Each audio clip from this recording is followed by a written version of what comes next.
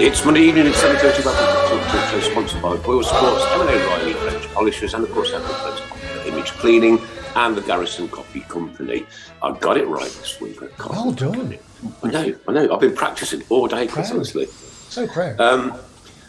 Well, amid the protests and the draw and the defeat, it's not been the best of weeks again for Birmingham City Football Club. However, onwards and upwards we'll go. We'll go to the end of the road and we'll keep on going and going and going. Now, I've got a guy in tonight who is shadowing Chris. It's Dennis Bohemia's young man. What's his first name again, Chris? Oliver, of course. Oliver Bohemia. Who are ya? As I say, he's not as ugly as Dennis. So. We've got our chairman and good friend from down south, Alan Watton. Good evening, everyone. We've got Mark Andrew Adams, a.k.a. Mr. Rowe. Hello, everybody. You okay? And, of course, as always, the one and only Mr. Sheen. And my good self, and, of course, the one and only Mrs. Brown. Good evening. Has Craig Courtney caught up with the show or not? Oh, he's having his tea. It's more important. He's having his tea. It's much more. I've just had to rough it with a chicken sandwich just because I come home from work, mate. God, I wondered what you was going to say.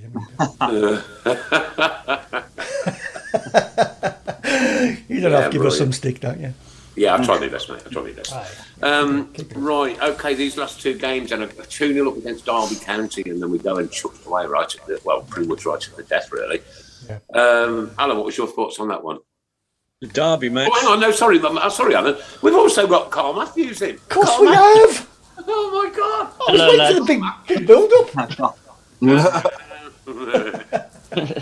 Welcome, Carl. Sorry, I forgot you. No, don't worry. Hello, lads. I don't worry because I don't have a memory. I don't. Everybody knows. He genuinely doesn't. He hasn't got I genuinely don't, mate. I really don't. Oh, God, I have to write down when I need to go to the toilet. I'm saying it right, Yeah. Carl. From Love Vintage, is it Love Vintage Footy? The vintage footy. That's it, yeah. You got it right, Paul. Nice one. Alan, what was your take on the games? Certainly the Derby game we'll start with. I mean, we've had a good 10 days to think about that now, but I'm going to be positive. I was very impressed with the way we played. Certainly for an hour, more than an hour, probably. The new guys looked good. We scored 2 very, very well executed goals, and you know, bar for the last 10 minutes, you know, if that goal had been disallowed, we'd have been euphoric about the results, you know. And unfortunately, it drains your enthusiasm to be, I won't say cheated, but to be so unlucky, you know. But if you've been a Birmingham City fan, as long as I have, unlucky is... Which is a very long time, ladies and gentlemen. Something you have to live with, you know. It's a hell of a long time. Almost as long as Linda's been alive. Exactly.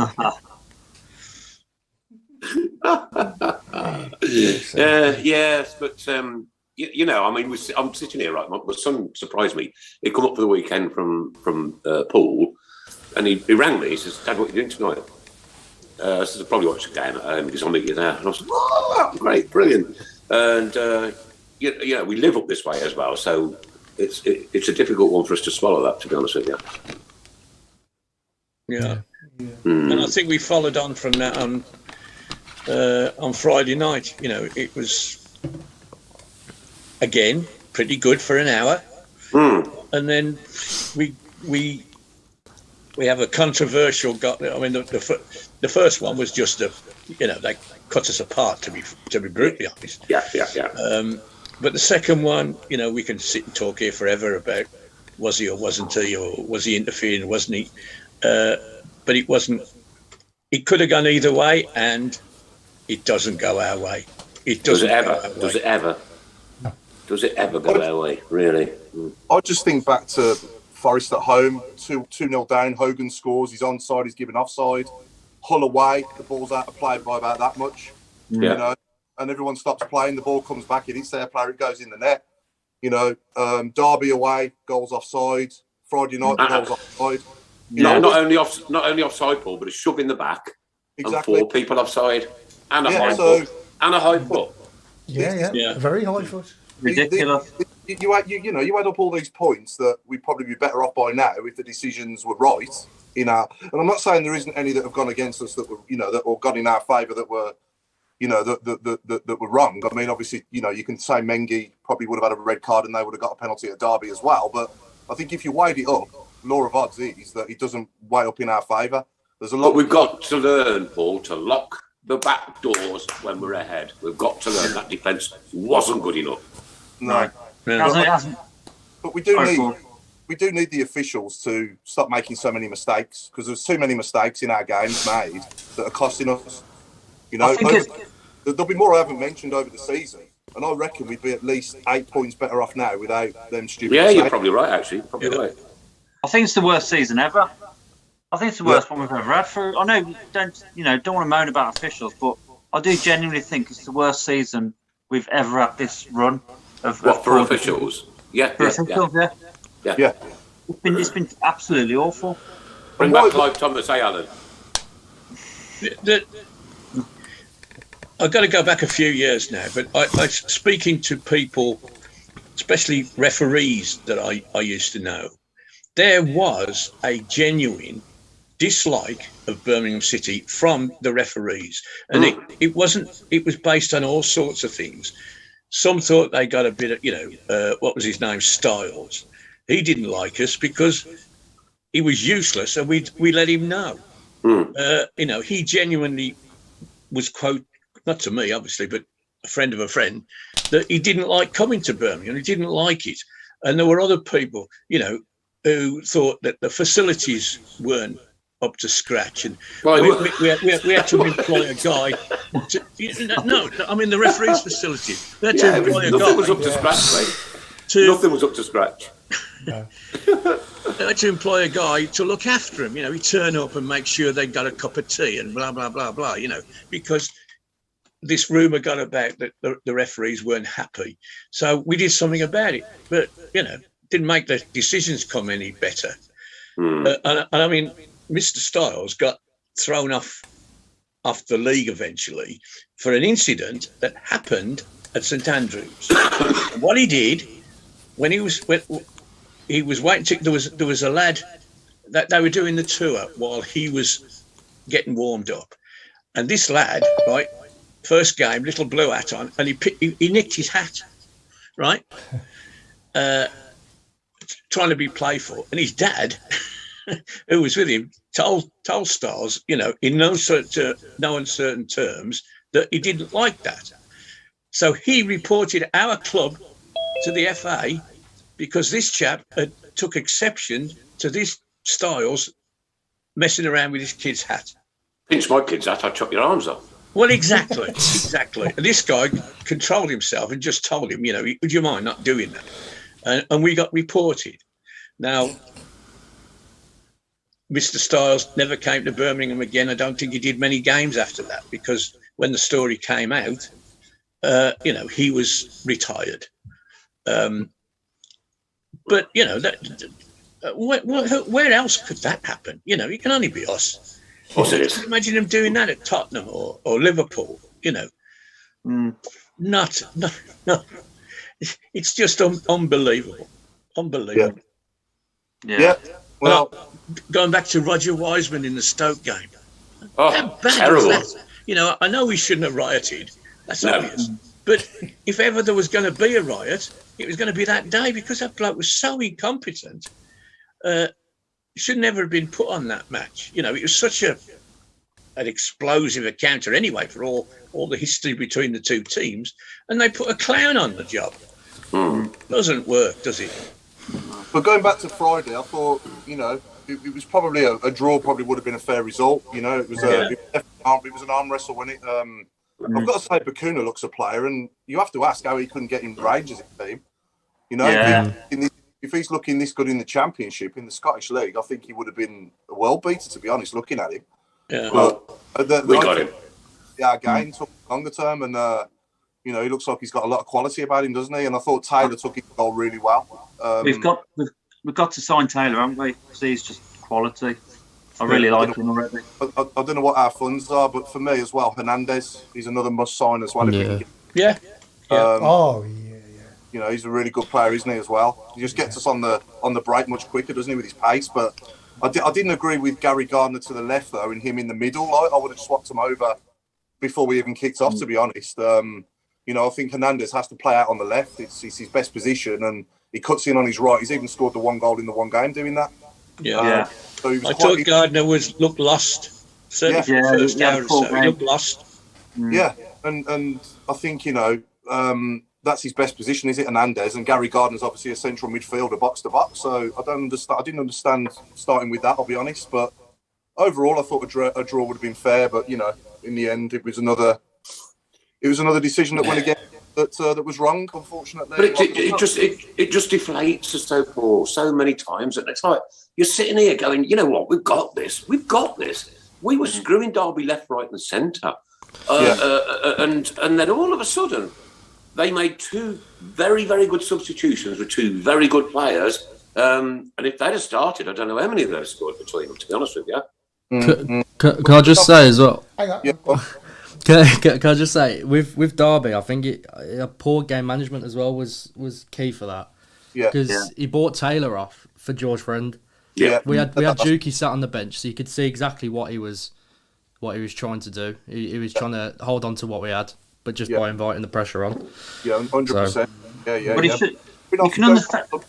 Sorry, you can understand it 10 minutes before the end, but not 22 minutes. Yeah, I can't remember if we conceded one by that point or not, but he could just see what he was trying to do. Which I'm not one to normally knock what Bowyer does, but it was poor management. Yeah. Oliver, the thing is, you've got to be honest and you've got to be truthful, and it's your opinion, and you are absolutely 100% entitled to it, mate. I agree with it as well. That's exactly what I said at the time. Anyway, welcome, Carl. Yeah, can I just say to Craig? Just say to Craig, if you can hear another voice, Craig, it's Oliver. It's Dennis's young lad, my nephew. Oh, was Craig Courtney decided to turn up? Yeah.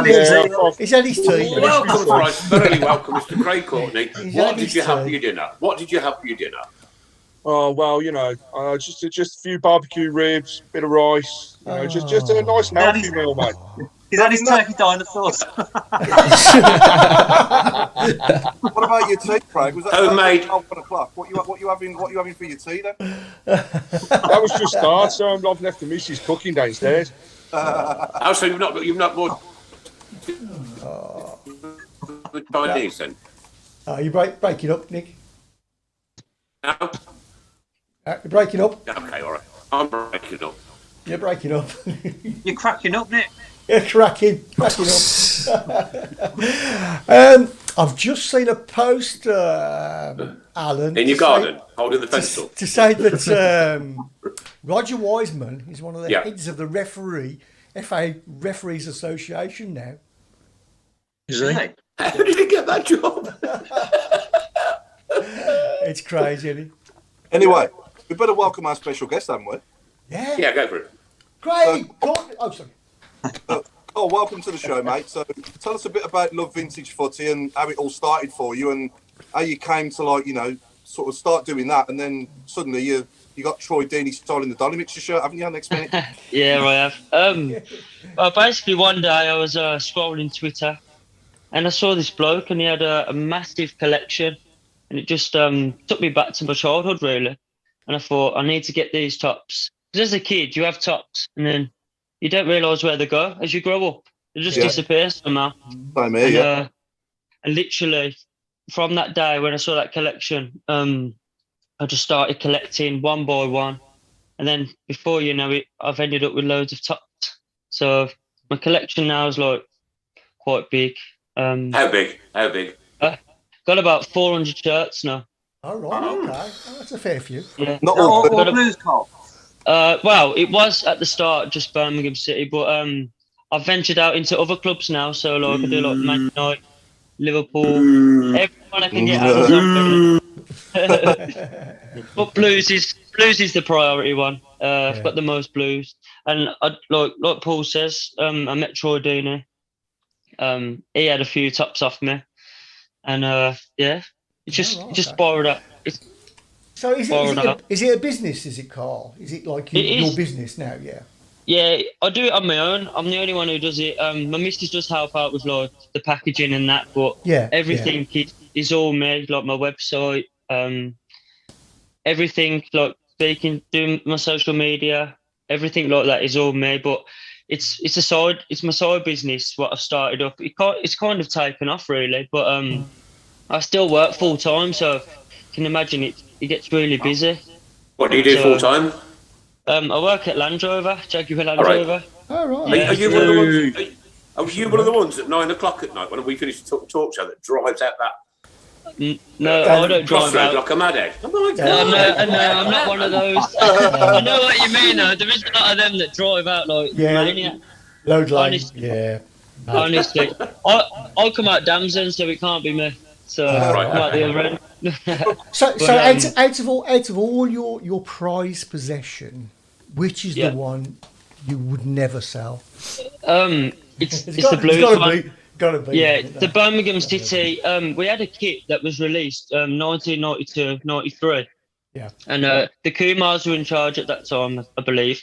And they brought out a kit in pre-season, but they started producing it and then they stopped making it, and then they changed it to the paint strip. They had like a paint effect, 92-93. Yeah. And then the pre-season one, it's got like string, and it feels a bit like a bib, and it's very hard to get hold of. It took me a year and a half. I've literally about 5 months ago just got hold of it, so it's one top I wouldn't sell. Oh, people are asking the same question that I just asked. I've just noticed on there. Actually, we need to put that back to the people then, Chris. What's your favourite piece of memorabilia that you got from Birmingham City Football Club? There you go. Okay. Yeah, that's good. And Steve says, what is your most valuable shirt?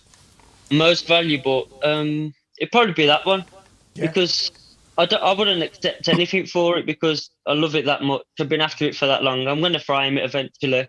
If I do get another one. The fact that you do love it, right, and it's yours, it's your property, but what value would that shirt, how much did it cost you for a start?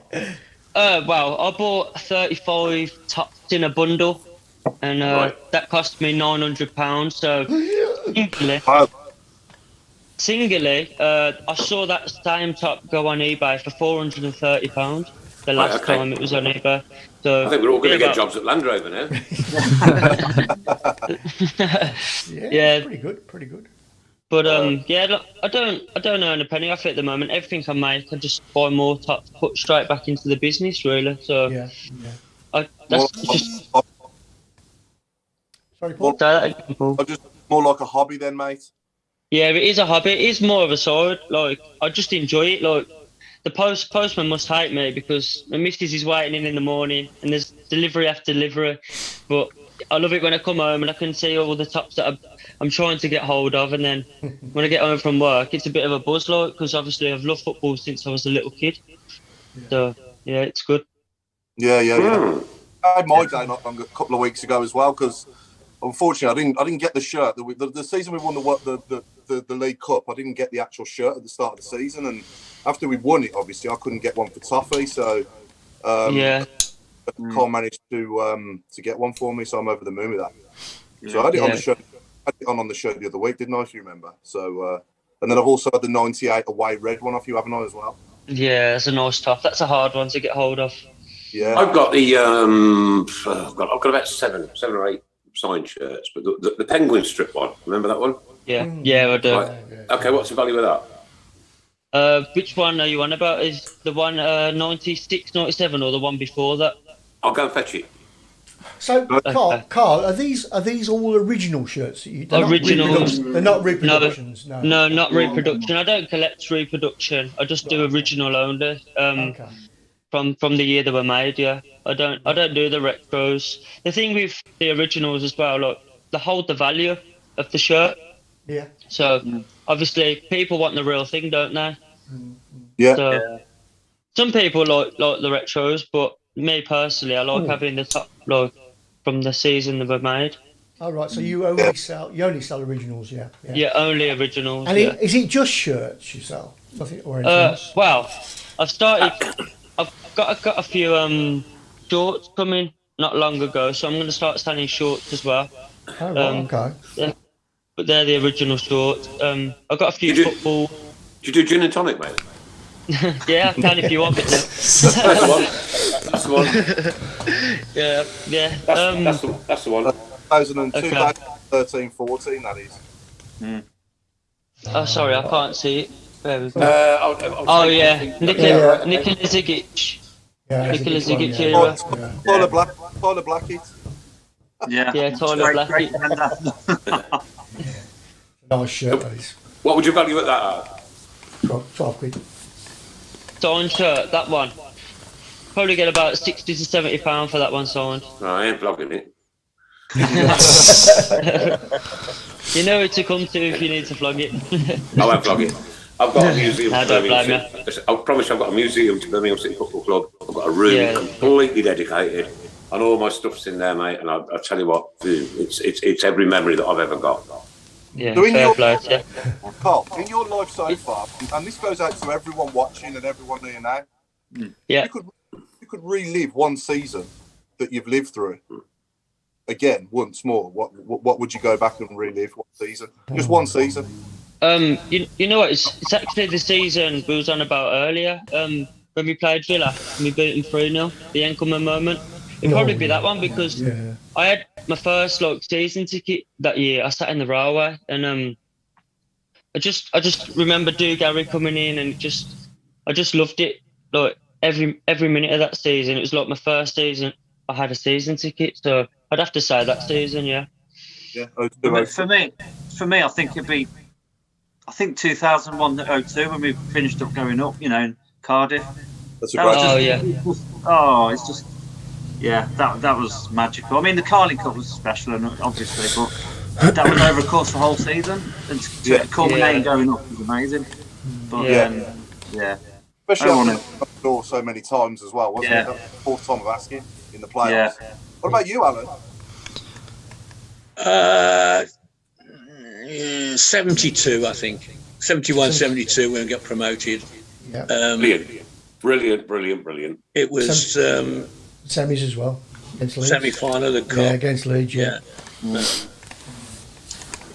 And it was, Trevor at his best, and Bob Latchford, and it was. I missed the last game at Orient. I had to play that night because if I didn't, we were in the final at Villa Park. And if I didn't play that night, then I wouldn't have been picked for the final. So I had to play, and we won the final. So, but yes, there's so many memories in that season. Fantastic. When we beat Portsmouth 6 in the cup, and then I think we played them twice in a fortnight, and we beat them 6 the one week and 3 or 4 the next week, and it was just we played great football and we had great players. 72 definitely. Pete Taylor's got some good memorabilia. He said, "I've got all the galvanising that was meant to be used for the Tilton and Cop structural supports." How much is that worth? Dave Twine says, "I've got the black and grey striped shirt. See one online for sale, second hand, £156." Really? I've got one of those signed as well. Yeah, Steve Portman's got the Carling Cup shirts. Pete Taylor's got the 2011 home shirt signed by the team. That'd be a good one. What about you, Chris? One season that you want to put I couldn't pick one, but I suppose the Carling Cup. I'll never forget that. Relegated that season as well. Yeah, I know, but it was still one of them seasons. You're still even for the wrong reason. You're never going to forget. That one. Yeah. Shane's got a framed Jude Bellingham top he signed for me while I was working in his house. That'll be worth something one day when he wins his first World Cup. Yeah, that'd be good. Yeah. Craig, what about you? One season to relive? Ooh, it's a toss-up actually between two. It'd be the same as Mark. But I also liked that second time we came up when we finished second to Sunderland in the league, because it was one of those seasons where we played beautiful football. Good old Phillips up front, the goal poacher. It was just great. Everybody gelled that season, and I think that was a good one. So it'd be a toss up between those two. Yeah, I like the as well when someone mentioned it earlier when Larson scored the solo goal against Sheffield. Solo goal. Yeah. That was a good season as well. But, Nick, what about you? Probably. I can't remember. No, well, I can remember a long time ago, Chris, but I can't remember what to say. 1901, 1902, Nick, yeah? Oh, God. 1890. He's got the knickerbockers. You horrible people. Horrible people. Right. I'm going to say, I'm not sure, but I think it was 1975, 76. The first time that I saw them from up the street come and play at St Andrews with all them pink and blue balloons that they had in the circle. Yeah. And we beat them. And I remember my dad always telling me, just take your feet off the floor on the way out and you'll just get carried out. And it was like, I just kind of jumped up and everybody squished me and I was floating on mid-air. I was floating after we just stuck the villa. I'm not allowed to say that word. Horrible word. Oh, he's done it himself. But I think that was a great one. And of course, there were many when I used to go with my brothers, my cousins, my uncles, my dad, and loads of us used to meet there every week. And then of course you've got the Carling Cup final. My first ever Wembley visit with Blues was down at the Leyland Daft Cup final, and I've got my mug up there on the top, commemorating that one. Going to Brentford and seeing Simon Storey score away to put us into my team, Birmingham City at Wembley, was unheard of as I was a child, and it happened 1, 2, 3, 4 times in my lifetime. Once at Cardiff, obviously. Twice at Cardiff. Oh, three at Wembley, isn't it? Yeah. So it's fine. Yeah. So I've been to major cup finals, even though you don't think that the Leyland Daft Cup final was a major cup final. To me, it was the World Cup final because to me, my team, Birmingham City, had gotten to Wembley, and I just couldn't believe it. And that overhead kick by John Gale. Wow, memories, beautiful memories. Nick, both me, you, and probably Alan. I don't know if he went to the no, he's not that old, but we're unique. We've not seen Blues lose at Wembley. No, neither have I. No, that's true. I suppose, because we all been to Leyland Daft, I've been 3 times, Yeah. 91, 95 and 2011. Yeah. I lost at Wembley in 2011, gets to the top of the stairs and my sister goes, "Oi, double gin and tonic." Quite a few people have said 95, Barry Fry, the double season with Barry Fry. That was fun year. Yeah, it was a fun year. That was, brilliant. Right, yeah. The grass bank at Wigan. Oh, beautiful. I enjoyed Trevor's first season as a manager for us when we had Devlin and Furlong partnership up front, which scored loads of goals between them, especially Devlin. He scored about 19 that season. We had Gary Ablett at the back then. God bless him, with Steve Bruce. Yeah, rest his soul. So we've had some good. It's good to reminisce because we've had some good times as well. Yeah, we are. Thinking of sorry, Paul. Thinking of Steve Bruce, and I've not been in touch with the news or anything today. Is there any movement? Only in his pals. The local. Any movement with the local vacancy? Oh no, he's signed. Yeah. Has he? Right. Okay. Yeah, I've been out of it today, and I've had my noggin cut. Look at this. I've had my noggin. Yeah, no, yeah. All the way into Derby to go and get my hair cut today from Adam the barber. He's my son. Not advertised or anything, but he's in between the Cafe Nero and the bookshop opposite Primark in Derby. And if you want your haircut, go online and you can book your haircut if you live up that way.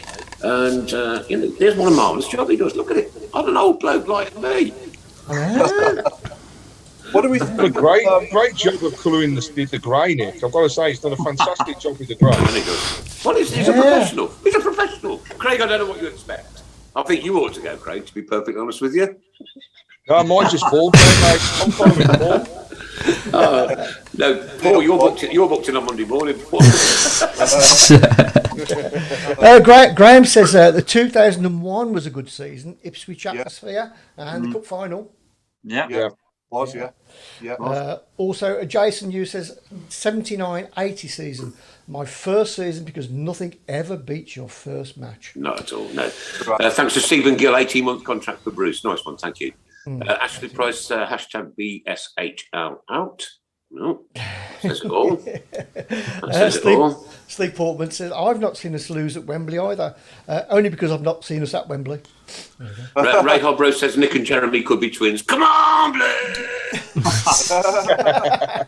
Yeah. Poor Jeremy. What was your first game, Carl? I think it was Port Vale at home. I'm not sure. I was really young. I think I was about 4 years old.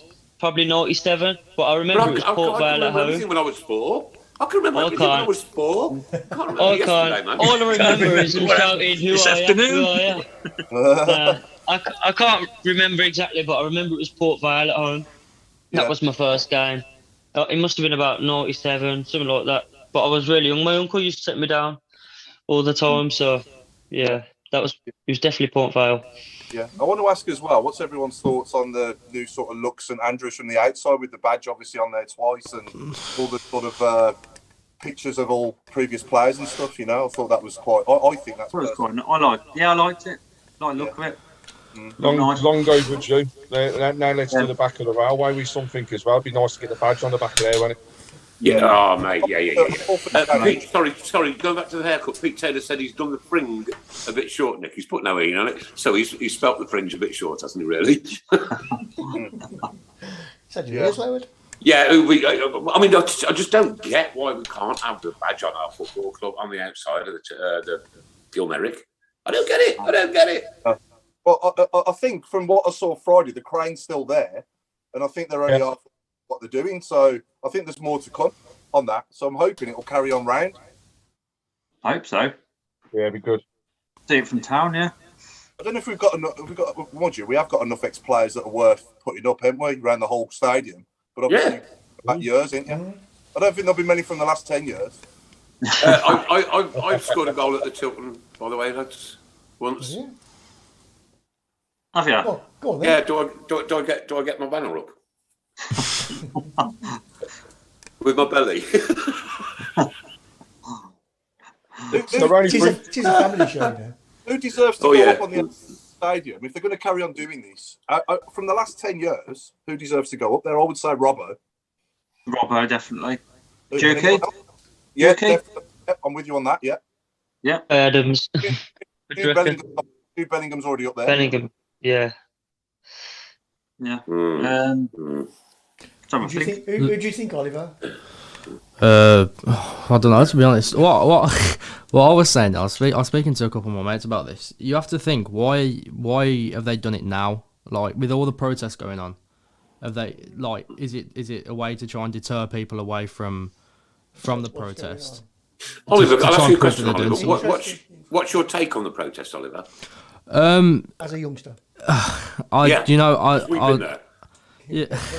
Yeah.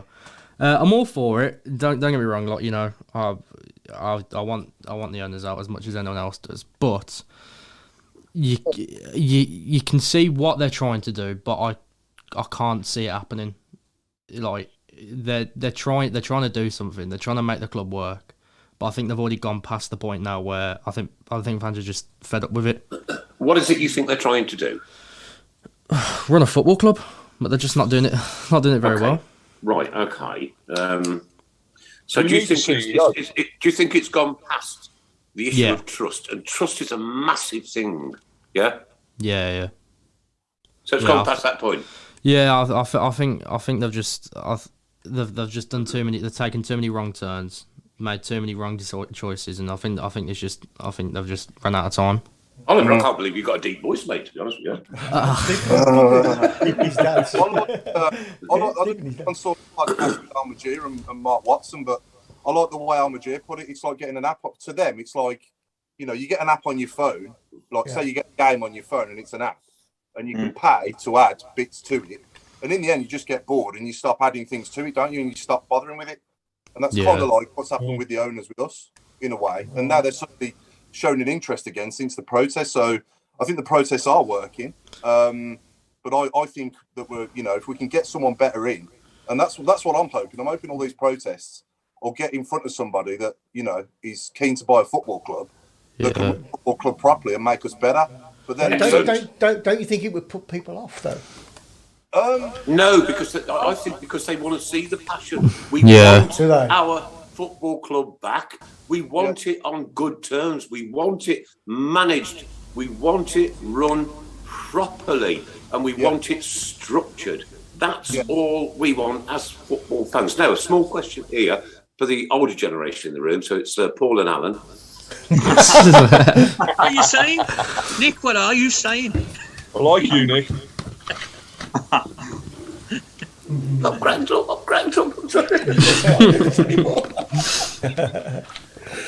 my God, I can't even remember what I was going to say now. All right, move on.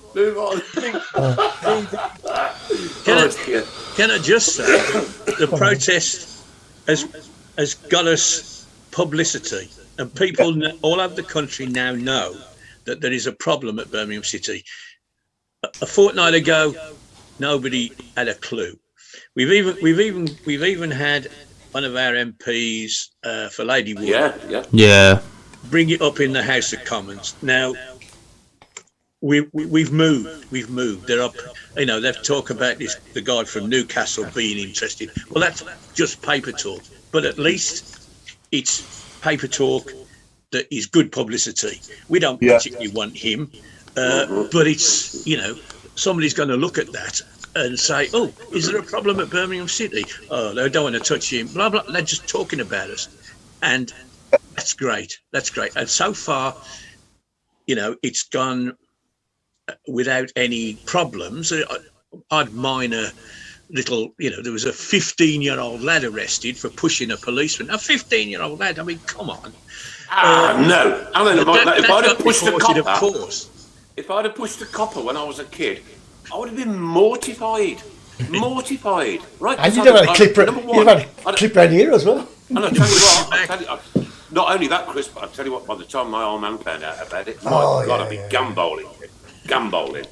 Yeah, that's true. Sorry, I don't forget, mate. Yeah, but as I say, it's you know, for somebody who lives a long way away, you know, I can tell you that people around the country know what we're talking about now. It's not just a private thing in Birmingham. It's a nationwide thing now, which it is must now be doing us good. They saw the faceless masks on TV.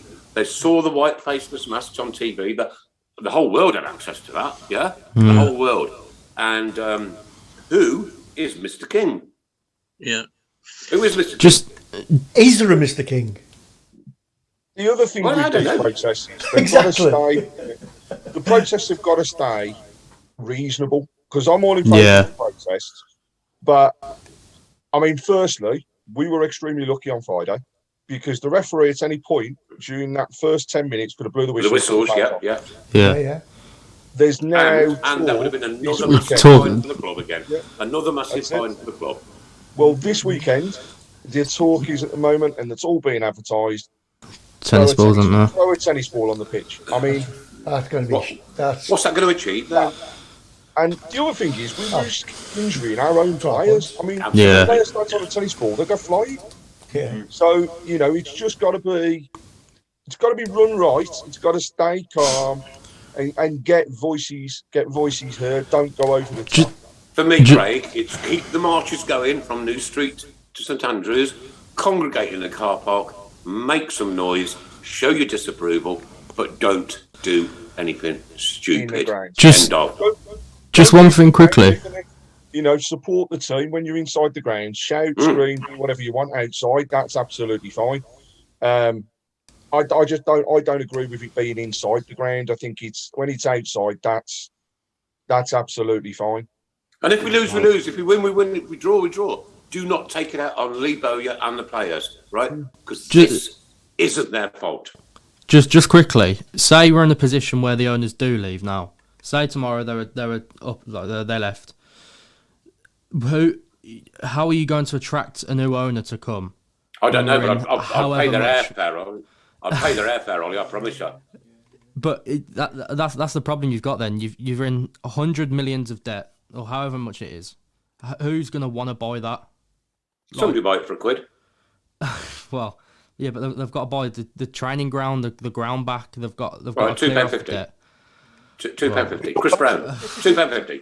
You can afford a couple of quid, can't you, Chris? It's a good question. It is a good question. It'd all have to be negotiated, wouldn't it? Obviously, they wouldn't pay the whole £120 million debt. I don't think. I think they'd have to. Yeah. It'd all have to be negotiated, and then obviously they've got to buy St Andrews as well because we don't own that either. Yeah, that's what I mean. I can't see anyone in their right mind who would want to come into the mess. If I'm being honest.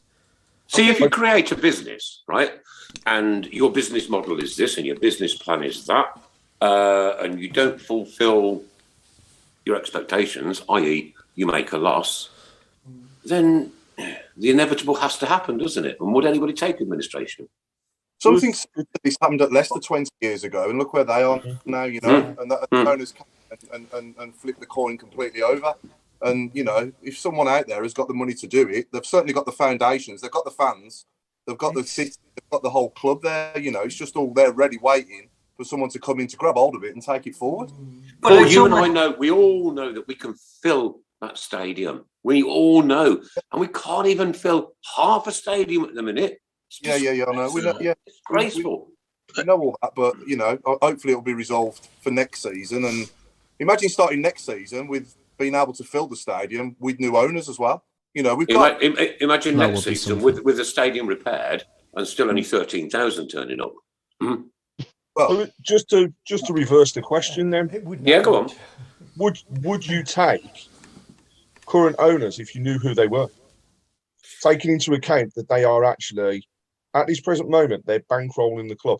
You know, we're making a loss, but we're still going. So... But then you have to ask the owners, Craig. You have to ask the owners, why are we making a loss? Is it we're making a loss because we can't fill the stadium, can we? Yeah. Nobody coming in. Nobody coming in. We've got players on stupid salaries that at the end of the season will drop off. Like all clubs, we're not the only one. Yeah, I'd say 80% of clubs are making a loss. Craig, you can't relax with these owners, mate. They've made good decisions. You know, they've brought Gary Monk in. They brought Lee Bowyer in. They put Craig Gardner in his role. But you can't relax with them. You know, you're just waiting for something to just happen to completely press the. I know, I agree. Yeah. You know, the self-destruct button, Paul. I get that, mate. Yeah. Press that. Here's a scenario. Okay, so they decide to up and leave Friday. That's it. We've had enough. We don't want to do this anymore. We ain't going to take this crap. What happens? I mean, who pays the stadium rent? Who pays the wages? I've no idea. I know. I just wonder how does it work? This is where we needed Tim Andrews. Yeah, I'll talk to the because they could. Tim's just actually asked how many championship clubs are making a profit. Not many. I wouldn't say many. Not many. Hi Tim, and welcome to Tilton Talk Show. I didn't even know you was on, mate, but I did say what I said, and I did mean it, mate. If any, I bet there's not. I bet it's a very, very few. But how many champions? I mean, I know Derby are in the state they're in, but apart from that, after that, the next who's in the next most debt? Is it us? Gotta be. Crikey! I'd say we're in more debt than Derby. We are. I think we're in a worse position than Derby. I mean, even Forest are flying, but they're not Rose. They're Forest. No. No. Mark. Question for Mark. They've just dipped into the loan market. Yeah, you, Mark, go to work every week. Yeah, and you earn a certain amount of money. I'm not going to ask you how much that is. But we all know. and you go shopping on a Friday night with your wife and little ones, right? And you bring in, let's assume you bring in £100 a week, right? And you go shopping and you spend £200 on your credit card. Okay, that's bad management. Yeah, 100%. Bad management. You cannot spend what you haven't got. No. right? And why Harry Redknapp was allowed to spend what we hadn't got and get us into this mess in the first place and walk away with over £1 million into his lovely, beautiful house in Sandbanks, just down the road from where my son lives in Poole in Dorset. I will never, ever know. I've just taken my socks off and thrown them on the floor. I don't think you can blame Harry for that, though. Obviously, that's what he agreed. Of course not. Yeah. No, I don't. I do. Not be blaming for it. It was I do, Paul, and I don't. I blame the whole management structure for looking at a business and saying, you know what, we're going to throw all the money that we can at this to try and that's what Derby have done, right? To try and get out of this division. Oh yeah. And it didn't work. And we gamble. 9 points deducted. You know, had to resort to beating Fulham on the last day. I mean, could you imagine that if it was this season? Huh?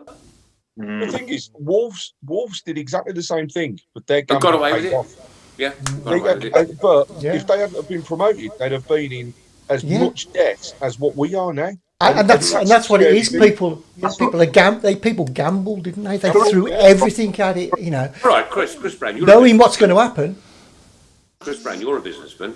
Am I? Do you gamble with your business? No. So you plan. Yes. Yeah. Yes. You allocate. Yes. Yeah. Yes. You deliver, and you get paid. Right. I do. Yeah. But if you're employing 20 cleaners, silly scenario, £10 a day, that's £200, right? Yep. 20 cleaners, right? Yep. You've got to charge out more than that £200 to be able to finance yourself, your home, your accountant, your taxman, and all the cleaning equipment they've got. Yeah, where was the business plan? Who put it together? What was it? The Hong Kong Stock Exchange is their business plan. That's where they're too far away, mate, isn't it? It's too far away from home. Don't forget, they came in when no others came in, right? And they said from the offset, they are there to sell this business. That's what they do. They buy and sell businesses. Well, they're not very clever at it, in my opinion. But yeah, and they've got nothing. They've got no footballing brains. They've got no interest in football. They've got no interest. Ollie, I can tell you now, mate. Right, they didn't understand football. They did not No understand chance. the commerce of football. They had no clue, zero, none whatsoever. And it's bit them in the backside. Yeah. And the quicker they go, the better. I think they thought, oh, we'll buy this club. You know, great fan base. 250,000 area of fans. Like there's loads of fans on the books and stuff. And big stadium. Let's get them in the Premiership and we'll flog them. That's all they're thinking. Can I just say, I'm 43 years old now, and you look a lot older. I know, you do. You look older than Linda. Oh, you look older than Linda, mate. Honestly. Oh, it's been a Blues fan, mate. Let your hair drop out, does it? Yeah, but in that time, in that 43 years, and correct me if I'm wrong, we've only been financially stable once under one owner, and that was Sullivan and the Goals. Sullivan and the Goals, 100%. Yeah. Is that the same in your life, Alan? Clifford Coombs came in the middle of the 60s and put us right. Yeah. And probably got us where we were in the early 70s. But then he went and died. Yeah. Which was rather a bad move. And of course his sons weren't interested. Yeah, Keith was it. They just carried it on out of, That's it, yeah. And then, of course, they sold. I can't remember it. They sold it to Ken Weldon. Ken Weldon, yeah. The scrap metal. They might as well have sold it to the scrap corporation. They sold the football club to a scrap. Anyway, Cole. Oh my God. Player at Blues so far in your life, and your favourite ever goal that you've seen live scored by us. Say that again, Paul. So, favourite ever Blues player in your life so far that you've seen, and also your favourite ever Blues goal that you've witnessed live? It'd have to be Gary, because that, like I said, on a personal note, it was like my first season I had a season ticket, and he was just unbelievable when he come in. Yeah. And goal, it'd have to be Obafemi Martins against Arsenal in the final, because obviously when am I going to see that again? You know what I mean? When we're gonna, it might not be in my lifetime. You don't know, but it's got to be that goal for me, definitely. It certainly won't be in mine, Alan's, Chris's, or Paul's. Yeah, it's got to be that one. But what a moment! You know what a moment to savour. I know. Everyone wrote us off that day. Yeah, they did. Do you know Yeah. what I mean? Wherever you were sat in that ground, or stood, wherever you were stood in that ground, your personal angle and your personal view of that goal is etched into your memory forever. Exactly. You Carl, should go slow motion. I'm just thinking, have you got any thoughts, Carl, on the present situation? I agree with the protest. Just like Paul and the other lads were saying, just keep it like professional, really. You know what I mean? Don't do anything stupid. Just get your voice heard and keep doing what you're doing. I think eventually they will be drove out. But like you said, what's going to happen when they do pack up and leave? Like, I can't understand what's going to happen from then on. Like, we'll just have to wait and see, won't we? But the fans drove Sullivan and Gold. I know, yeah. And that was drove them out. And we have never, ever been the same since. Right? No. We've never recovered. When the Golds and Sullivans came in, they built us 3/4 of a new stadium. Huh? I know. But the West Ham fans are the same with Sullivan and Gold. I think there still are a few of them. Do you know what I mean? I can't understand it. Like, I'd love to be in their position now. It's less than 12 months now that exactly. they wanted them out. Yeah, and protests and that. Yeah, they're pushing on like European football. They've got like some great players. They had Lingard on loan. They've got Declan Rice. Like, do you know what I mean? They're not done about. You know what I mean? Look, coming from where we are, look what they're doing. They can't be like Tilton. They've bid 150 million in January. Obviously, none of the players came off, but they've got them. You know, there's money exactly. there. Yeah, it's that steady club, aren't they? Like stable. Like, I'd rather be stable than going in decline. It's ever so easy to be stable when you don't pay for your stadium. Exactly. Yeah, that's it. That's it. Man. And you know what? You're sat there, and we're sat here, and everybody's sat where they are, and we've paid for their stadium. Yeah, I know. Yeah, look. I remember being at a shareholders meeting when David Sullivan actually said that we had built the railway end. You know, he said, none of this money to build this was mine. It was yours. And he said, you know, and I only ever sat in the damn thing once. Had your money's worth then, couldn't you? $5,000. Well, you pardon. Nowadays, then, because obviously you was in block 28, weren't you? Before, obviously, you weren't allowed to be. Sorry? Was you still in block 28? Just sat in front of where I used to sit behind you before, obviously, it was closed, the lower cup. Oh, I thought when you said Paul, they weren't allowed to be. I thought he was chucked out. No. And in order. You're usually drunk. I tell you, the only time I sat in it, it was a Boxing Day match. I got the two kids at home from university, and they had my two seats in the cop, and I bought myself. I said, "Well, I've never sat behind there," so I bought myself a seat on the railway end. Did you go up or lower? From there, and we lost. Upper or lower, Alan? In the lower. Oh, that upper is one hell of a view. There's a lift up. It's all right. You'll be all right, mate. I'll tell you what. That's good. You take the stairs, and I'll take the lift. No. We were raised differently. Yeah, I sat up in the Gilmerrick once, and it reminded me of Sensible Soccer, the old 90s computer. Yeah. It's a great view. I think it's a great view. Yeah, it is good view. Alan, where are you sitting now, Alan? Where are you going to be on Saturday, for example? Are you in the same seat every game now at home? Yes, I moved. I had an altercation with a fellow fan.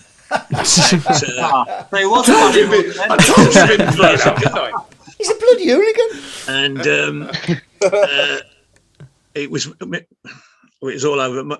My mate, who I used to sit next to, died, and so I was not going to keep the two seats anyway, and I'd had a bust up with this bloke, so I moved into the main stand, and I sit on the second row in block B, which is about level with the edge of the penalty area at the railway end, and I have to sit looking over Mr. Pedersen's head every week, thinking, why don't you get closer to that bloke on the wing? And Yeah. So that's why I know so much about his game, because he's I can smell him from where I sit. Lovely. Steve Portman says Gold and Sullivan should be held responsible for the state of the stadium. Yeah. Somebody should. Somebody should. Now, hang on. Because we've got, hang on. What about, we've got architects, right? You've got project managers. Yeah? You've got the people that are actually building the thing. Somebody must have known that this was going to go wrong. Huh? Out of Woodrow, isn't it?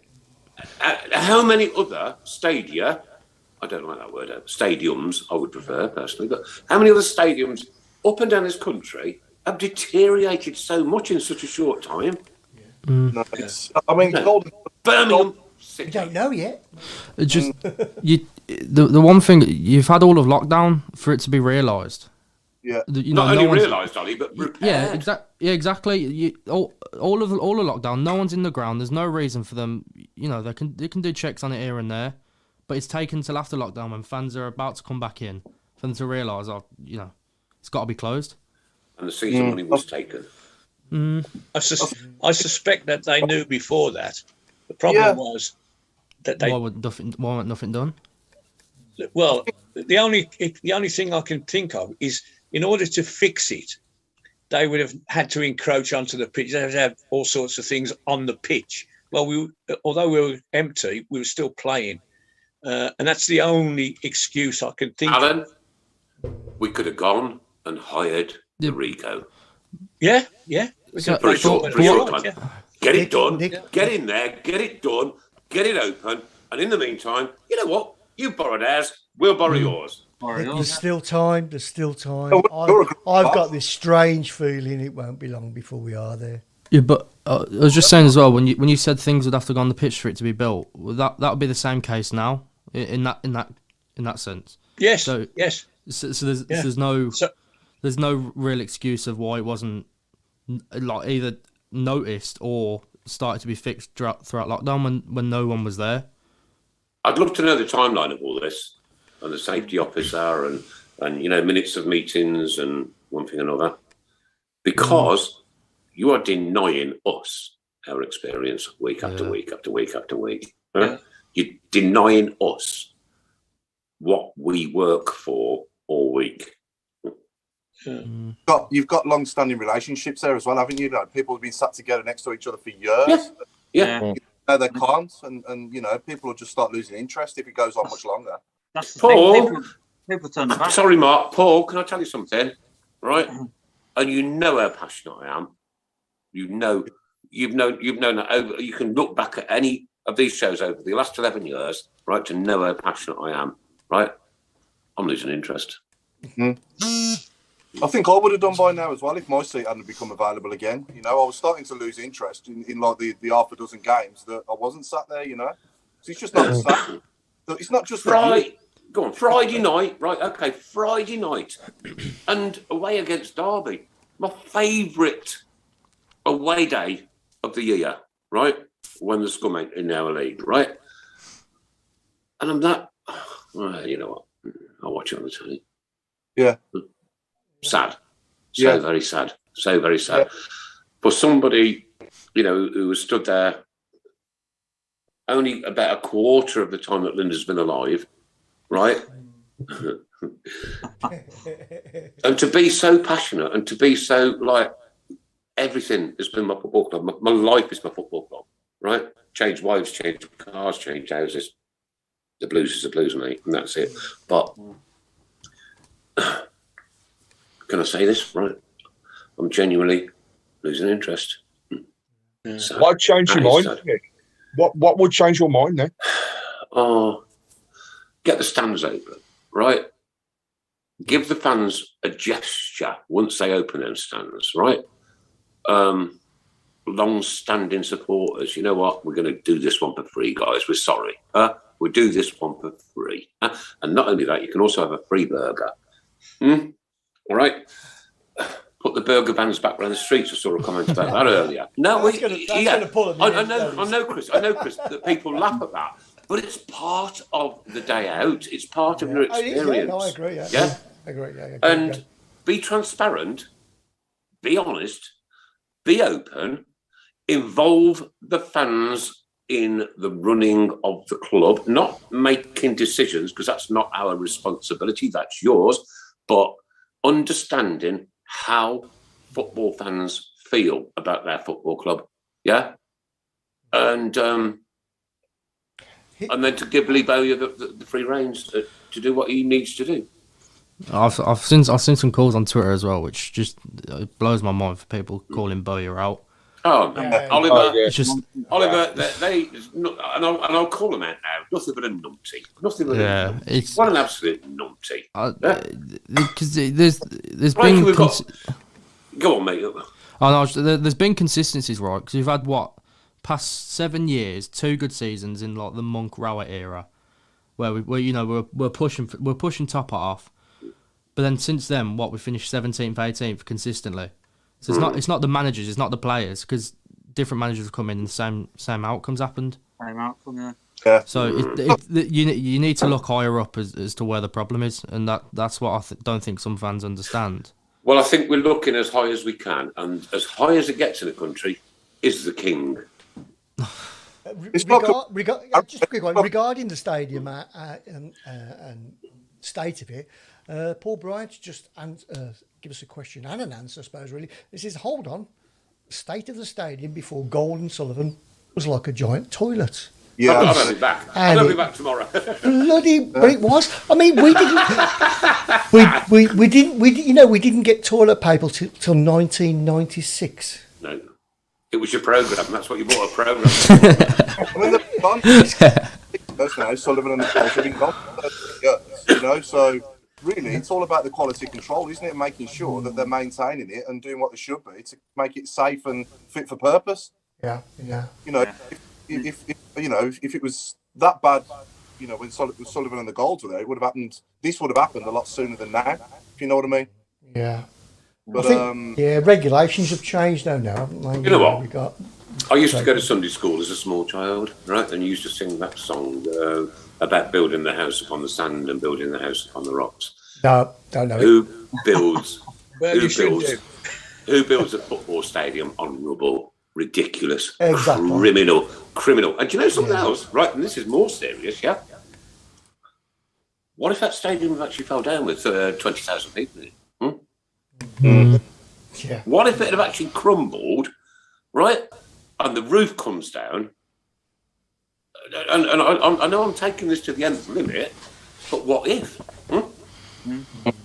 Mind you, the roof almost did come off against Wolves a few years ago, It didn't did, it? In the main stand. Yeah, part of it came off, didn't it? You can still see the patch, can't you? It just needs to be reborn, doesn't it? It's a bit like a bit like a deteriorating relationship sort of thing, and it just needs a rebirth. It needs a reboot, doesn't it? And give the city such a massive lift, and our fans. The whole club, in every aspect, needs a lot of refresh, doesn't it? Like everywhere, like team, stadium, everything, board owners. I think, Carl, we've got good people in place in the club that can take roles, the likes of Ian Dutton and Craig Gardner doing what he's doing. And I'll say Lee Bowyer as well. I believe in Bowyer. I do. I actually think he's the right man. I think he will take us forward. We just need to change things higher up. Yeah. And then, I mean, some of the passages of play. I mean, some of the passing moves the last few games. I mean, it's been unreal. Derby, we look like Brazil. Yeah. There was that one passage of play, Derby. Absolutely fantastic. I've seen it on the Shoutbox quite a bit now. It keeps cropping up, Craig, regarding the fan-led review. I don't know if you want to tell us a bit more about this. So, there's going to be more information coming out as well, because the Blues Trust have been working very closely with the FSA in regards to this. But in short, there was a fan-led review which has been driven by members of Parliament, and that review was designed to say, what if you were running a club, if you were again wanting the information, what would you want? How would you want to be involved? But also, it's been designed to enable that level of, I suppose, transparency that we've heard a lot about tonight. So, for example, the fan-led review states, when it's in place, one of the first things that has to happen is a club has to be open, clear and concise around its ownership. And that will mean, so for example, at Birmingham, that will mean that those names, Mr. King coming up all the time, those names have to be divulged. They have to be given. Otherwise, it will be in breach of what's there. Now, the fan-led review, as Chris mentioned, has been mentioned numerous times, especially today on social media after Daniel's latest blog and the fact that the Member of Parliament that he spoke to has actually mentioned this. And I think, just as a guide, it's worth looking around this fan-led review, because I really believe from reading into more of it that this is going to help us, and it's going to help us build on what's already started with the demonstrations. It also gives that ability for fans to be part of the club in a way that's never been seen before, apart from Chelsea at the moment, and Chelsea do it already. And that's that during board meetings and management meetings at the club, fans are there to represent the fans. So they go and they actually have a say. If those things, and there's a lot still to go. There's a lot still to go on with it. However, worth noting that I believe by the time we get to March time, they are going to be lobbying for this to go through the Houses of Parliament to become a full fixture. And as Birmingham are in this position at the moment and are actually listed as a club that haven't been run very well, we're front and centre. We're actually one of the leading groups. Yeah. The Blues Trust are massively involved with this. They have been for a long time, haven't they? Yeah. So this could help. But the thing that I would say is at the moment, read up on it. Yeah. There's information out there on it. Have a look. So in simple terms, what's being drawn up is a guideline that clubs must and have to follow. That's the idea. Is this from government, Chris? It will be. It's government driven at the moment. Is it from government or from the EFL and Premier League? No, it's from government. Right. Okay. So we've got Boris Johnson directing our owners. Let's all have a disco. but yeah. In simple terms, that's what the plan is, to have these guidelines that every club must adhere to. Is that what it is, Craig? It is indeed. Okay. And it's going to be. It could be really powerful.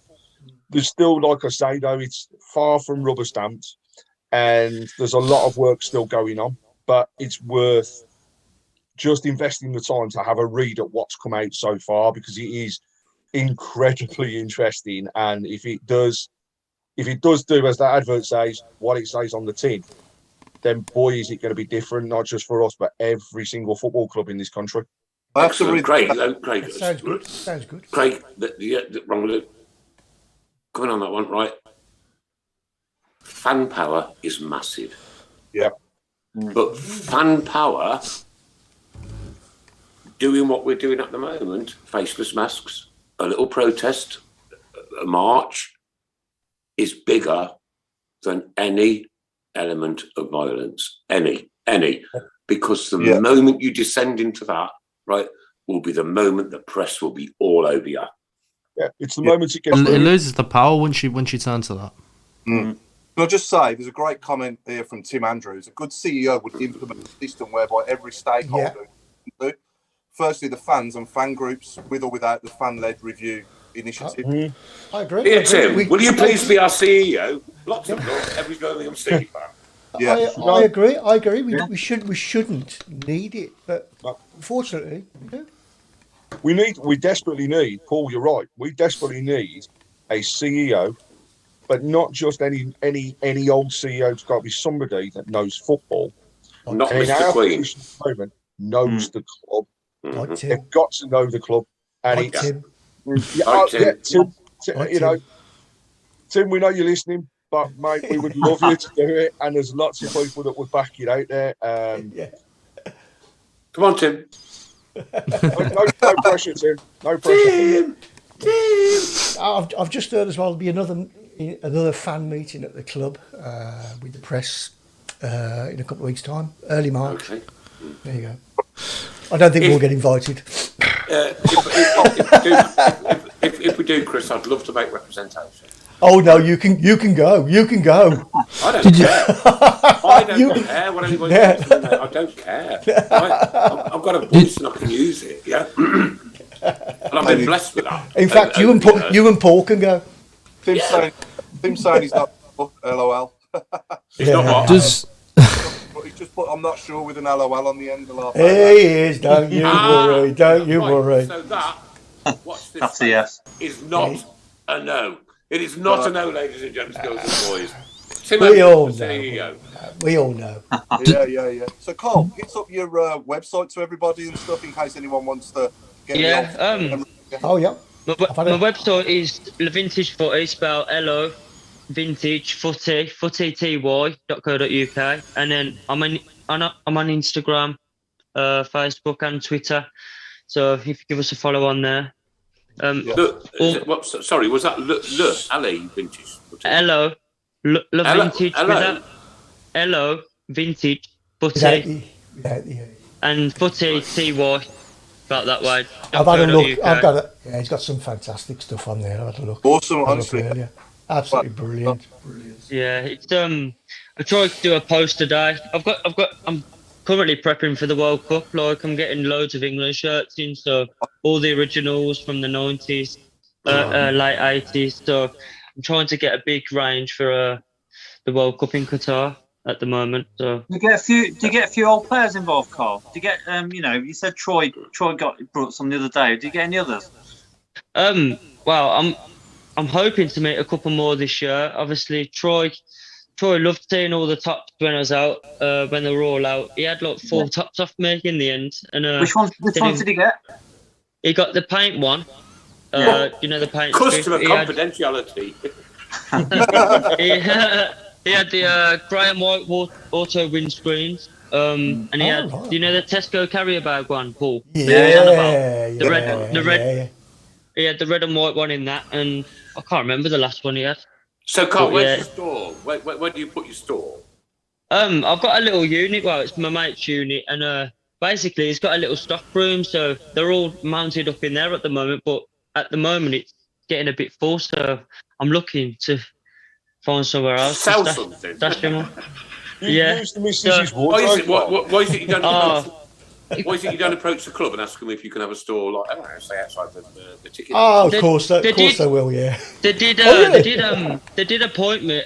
They did approach me, and I had a stall at Christmas a couple of weeks before Christmas. Paul was down there, and I had all my blues tops out. So I sold 34 tops that day, and it was good to meet all the fans. I had a few programs, because obviously as a kid I used to go home and away religiously. And I've had that many programs in my loft. I've just started to offload them because they're just sitting in my loft. So I took could them not get down rid as of one well. of mine, mate. I promise you, But, not one of mine. I could not get rid of one. Every single program good that I programs. bought, It's one thing I'll that hold won't it. keep. I'll hold it, and there's a memory in Yeah. there, right? Yeah. Right? So no. My programs, when I demise from this mortal coil, will be passed down to my children. Yeah. Craig, Yeah. Carl. Sorry. Yeah, I know. Sorry, I've got a good one. Sorry, Carl. Will be passed down to the highest bidder of my Get your priorities right. Carl, is there a holy grail of T-shirt? Is there something you've thought, I really want this, but I'm probably never going to get it? Yeah, a lot of people. Well, it's different shirt, different meaning to different people, isn't it? Really, a lot of people like the Carling Cup shirt because obviously we won the cup. So shirts like that can mean a lot to people, but some people have different ones. My one was my birth year, so 1993. And I think the shirt for me that would be worth the most money ever would be the Paul Tate one. And he doesn't know where it is. He hasn't got a clue where it is. Oh yeah. I mean, if that was ever discovered, that is so iconic and so unique. Nick, is it not framed in his house? No, he hasn't got it. He has. He hasn't I thought got he had it on his wall. No, he said he hasn't got it. No, he has. He had it framed. Yeah, he's got it back. Yeah. Oh right. Yeah. You're getting mixed up with Darren Carter, right? Yeah. I'm lying. Oh God, he's had another shirt that I was like, Darren Carter. Into the last 15 minutes we go, lovelies, and Craig Courtney had spare ribs for dinner. So anything to do with the Chinese restaurant, anything to do with the oh my Lord, we're going to get slaughtered You're for this. Oh my God. Oh no. Was it Pat Rice? He was a player, wasn't he, Chris? Pat Rice. Pat Rice. We've already had one. We've already had one. Oh dear. And chicken curry and doy. Can we change it? Right, does Carl do worldwide football shirts? Well, I did start off just UK, but now I've started getting Italian league, a few from the Spanish league. So I am branching out to other, worldwide look. But it was originally just UK. It started the Blues, and then it's just getting bigger and bigger. So obviously I'm getting more customers now. So I kind of have to have a broader range of stock. Look.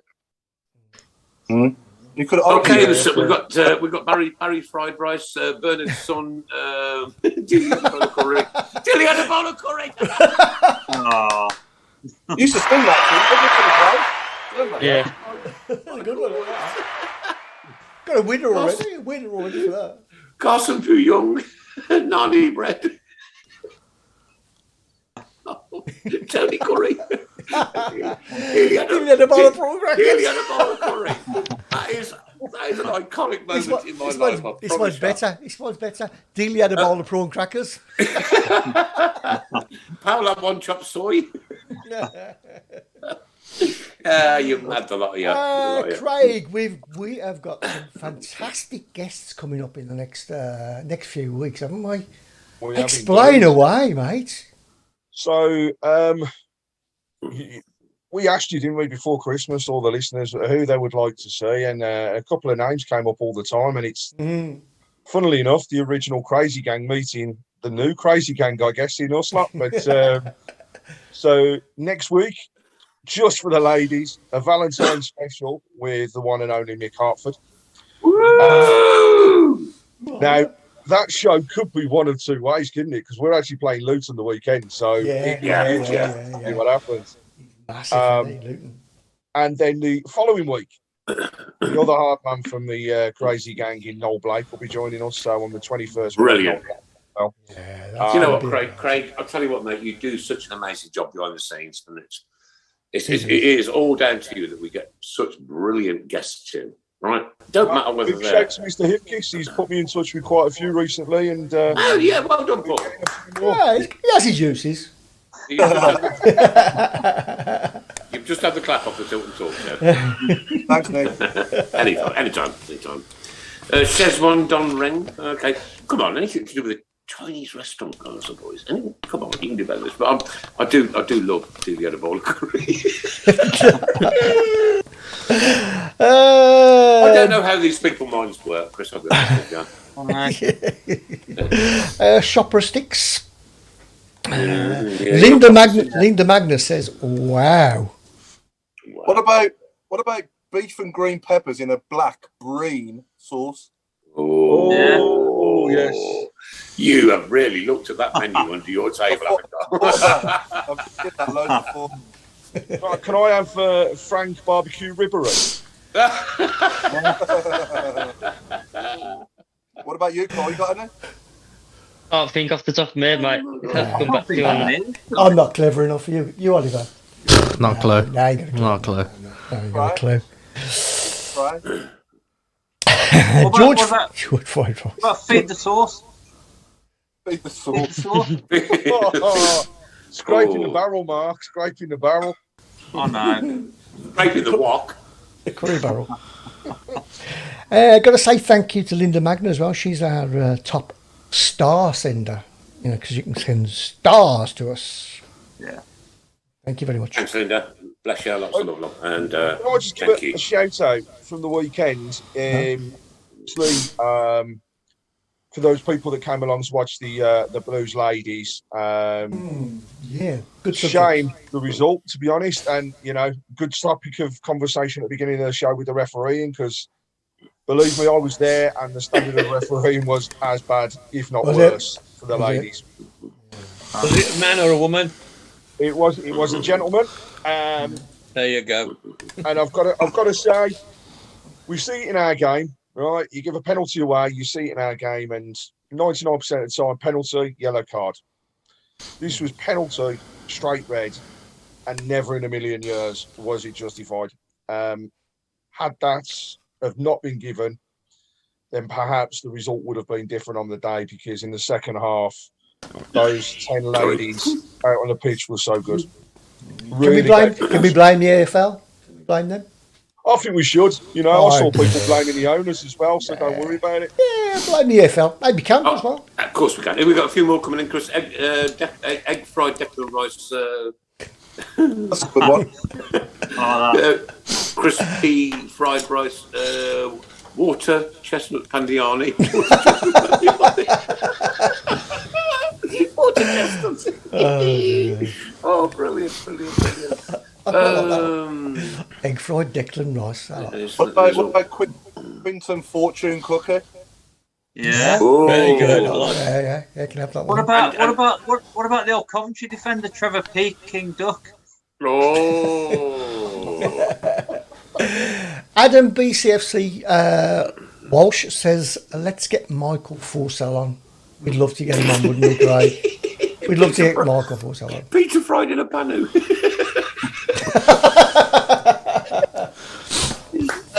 That's right on there.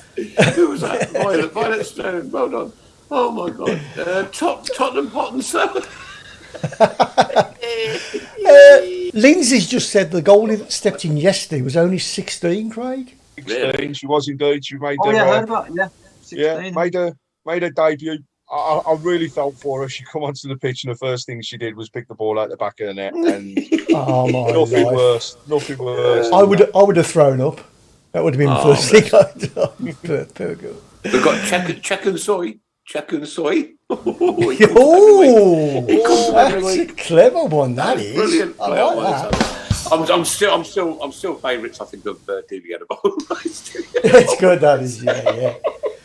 I think just coming back onto Carl for a second. What are the ambitions? What are the ambitions for vintage football?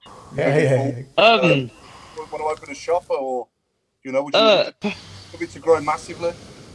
At the moment, I am content with just like the online store. I'm going to do a couple more markets this year. I spoke to the Blues already. They're on about me coming back down to the Blues to do another market. Yeah, so I'll let you know if this year. Where'd you do it? Did you do it in the Cop? Yeah, I done it on the car park. Oh, right, the last one I done, and there was a few other stores there. Like there was food there, some beer. And yeah, it was a good day, to be honest. And they did say to me they was looking to do a couple more of them next year. So when they get in touch, I'll release details of when it'll be, and hopefully I'll have even more blue shirts to sell, because the Blues fans literally wiped me out that day. I took about 50 tops, and yeah, like I come home with about 16 tops, I think it was. So there was a lot. Excellent. A lot of happy Blues fans going home. So next time I'm going to try double what I take, and yeah, I'll see what happens. Did you do right till kickoff, Carl? Yeah, and I done it 12 till 3 o'clock, and then they sorted me 3 tickets, and then come out like and went straight home, because we drew 2-2 that day. We went 2-0 up. I think Fordini scored. I can't remember. I think we had Cardiff. Was it 2-1? Yeah, it was 2-0 up. Yeah, 2-0 up. And we ended up drawing 2-2, which was disappointing. But yeah, 12 till 3 it was. It was a good day. I enjoyed it. Yeah. obviously Nick, going I've got forward, I would like a shop eventually, but for now, I think it's just an online store. But Yeah. never say never. No, Well, never say never. You never know. The got to Blues might ask- win the Premier League one day. Okay, so we've got Exactly. Graham Chop Soonis, Karen Stir Fry, Rice West Ham, lol, Hotter Vindaloo. What Madsen? What Madsen? That's good one. I love it. I'm loving this. Well, Adam BCF Walsh. Right. Why is the show ending at the end of the season? Why is this show ending? I think 11 years is a good run. I think. It is. I don't think we can do much more. 12 years is a better run. I know. But I think a couple of weeks ago, I had quite a lot of abuse on Twitter and so ridiculous. forth, and I ended up blocking well over 20 people, and it didn't affect my mental side. I just thought, this is ridiculous. Is it really worth this hassle? You know, is it really worth it? And that's why I thought, well, maybe 11 years. We've had a great run. It's been absolutely fantastic. We've still got a lot of shows to go. Ladies and gents, don't think that this man that you're looking at now, Chris Brown, right, who for me is Ugly. I couldn't think of the word, Chris. I couldn't think of the word. He has been an absolute inspiration to me over the last 11 years, right? From the time when we had a plastic microphone and his cat used to just gouge its claws into my beard. I'm glad that thing's dead. To times like now, you came to my 60th birthday party, and he's going to be my best man in June or July. I can't remember. That's a good start. And but you know what? This man is full of compassion. He's full of pride, and pride's a big thing. And he's full of love for other people. And this man has done so much to help the community of Birmingham, not just football fans. You know, homeless people, all the things that we've done, Chris, together. I would hate to see you jack this in for idiots. I promise you. Well, that's me saying that, right? This is your decision, mate. It is your decision. I've got to say thanks. I've had crikey, probably had well over 100 messages and stuff and that, like, you know. I sent them all. And I know, probably did. Yeah. And you know, and I mean, it probably was a bit of a spur of the moment thing, and I'll probably have a think in the summer. But right. It So was, yeah, no. have a think in the summer. You're going to go up there and we're going to get rather drunk together, right? And then, do you know what, ladies and gentlemen? I can almost promise you that come next August, we will be back here. Because this is our lives. This is what we do. This is an extension of going to Birmingham City Football Club. It's talking about the Blues. It's interacting with the people. It's being a part of you being a part of us, and us creating something absolutely amazing out of literally nothing. Out of nothing. 11 years ago, this didn't exist. Yeah. 11 years later, look at it. Highest audience ever, ladies and gentlemen, 97,600. Okay, we go around the world and to Warrington. We'll never ever disrespect Warrington, and it's never been about us, right? I know that man in front of you has never been paid a penny for doing this, right? You take 11 years, right? And bear in mind we went through all lockdown. How much money this must cost this guy, yeah? To give up part of his house, to build a very professional studio with very professional equipment. And like to me, 20 quid in petrol every single Monday usually. And the time that I give for Paul, the time that he dedicates to it, Mark, there's been other people, even Mr. Fun when he was with us, yeah? everybody that's been a part of it has been a part of it because they've wanted to, right? They've wanted to. Not because they've been made to or cajoled, and the work that Craig does behind the scenes, getting our guests in, and yourself as well, suggesting these names and giving information out of telephone numbers. We've had Marcello on. We had Marcello on, right? In his car. Craig, in his car. In his car. That's iconic.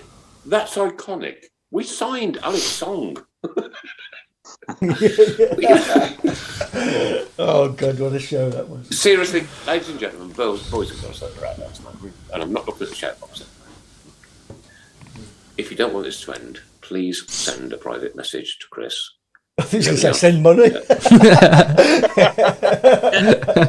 Can I say as a viewer rather than being part of this, how it was like living where I do, and I've got friends down here who are interested in football, but I don't want to talk about Tottenham. I don't want to talk about Arsenal. I want to talk about Birmingham City. And you people threw me a lifeline, and I sat here diligently every Monday night just to hear what was going on, some blues chat, and I'd sit there and I'd think, oh, he's talking through his backside, well, that's not right, and blah, blah, blah. Oh, you're talking about Paul. Wonderful. A couple of hours every week, and I got me blues chat, and it was like, and I can't thank you enough, and I'm sure there are loads of people like myself who live anywhere else but Birmingham who feel the same way. You live in Staffordshire, don't you? And I bet you have plenty of chats about Stoke City and whoever. But it's all around me. It's like a disease. It's like a disease, Alan. It's all around me, mate. Honestly. Yeah. But you know what? There are blue noses here, and I see them in the pubs, and I see them in the streets, and they go, "You know what you do is absolute." It's not what I do. It's what the people do, Alan. It's what the people. Do you know, by pushing them buttons and listening to what us daft beggars have got to say, because we're all just normal people. And you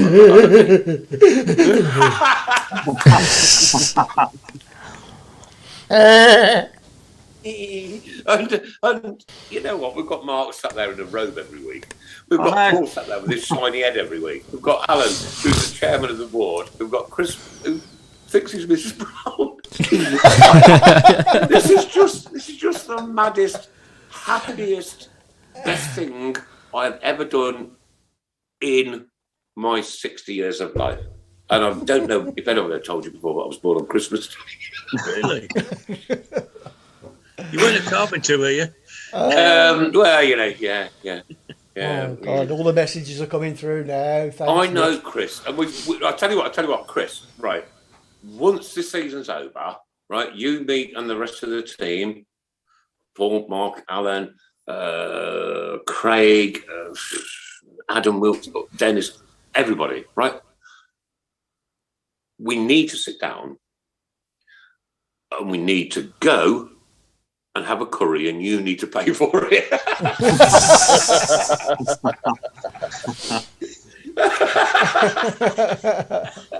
Oh, man. And you know what? I sit here on a Monday night and, it's 9:05. For the last 15 minutes, I lapped my socks off. Well, you've got a bucket under the chair, don't you? No, I haven't got it tonight. Oh, right, okay. Stained on the carpet, it is then. It's got a leak. It is honestly, for me personally, right, the best thing that I've ever done in my life, without a doubt. And I've never, in 11 years, taken 1 pence payment. I've had wasabi peas. That's it. Wasabi peas. And if you've never tasted wasabi peas, get your backside down to Tesco's tomorrow and buy a packet. They're disgusting. Well, we've got to wrap up, ladies and gentlemen. We have, Tilton Talk Show, sponsored by M&A Riley French Polishers, of course, the Garrison Coffee Company, and image cleaning. Paul Ipkiss, an absolute pleasure to have you with us. And Boyle Sports. Boyle Sports, yeah. Oh, yeah. How did I manage to forget something? Our main sponsor. Paul Ipkiss, an absolute pleasure to be with you tonight, mate. Great to see you. And that shirt looks absolutely stunning on you all. Well done, mate. Thanks, mate. Yeah, pleasure as always. And if this is the last season, it has been a pleasure to be part of it for the last nearly 4 years myself. And you know, I think certainly during the first lockdown, you know, it was when there was no football at all.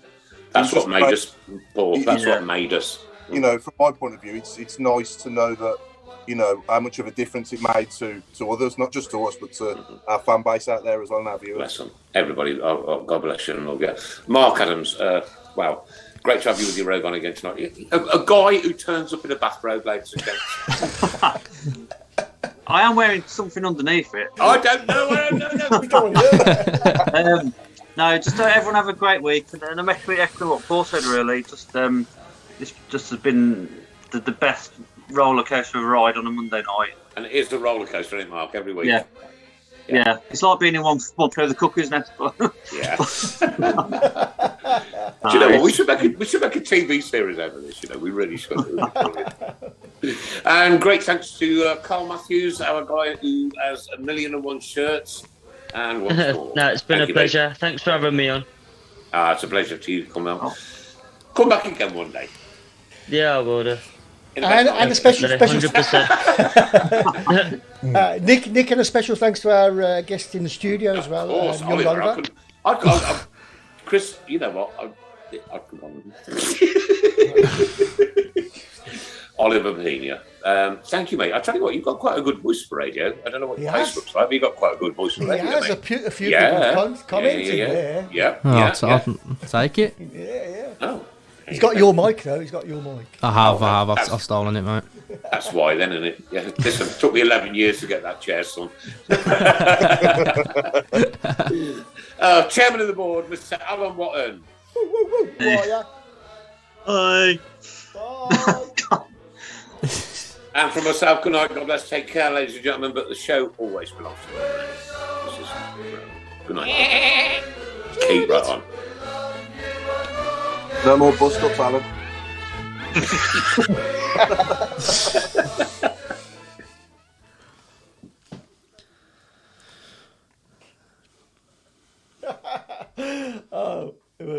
Don't matter. It's finished. I've done it.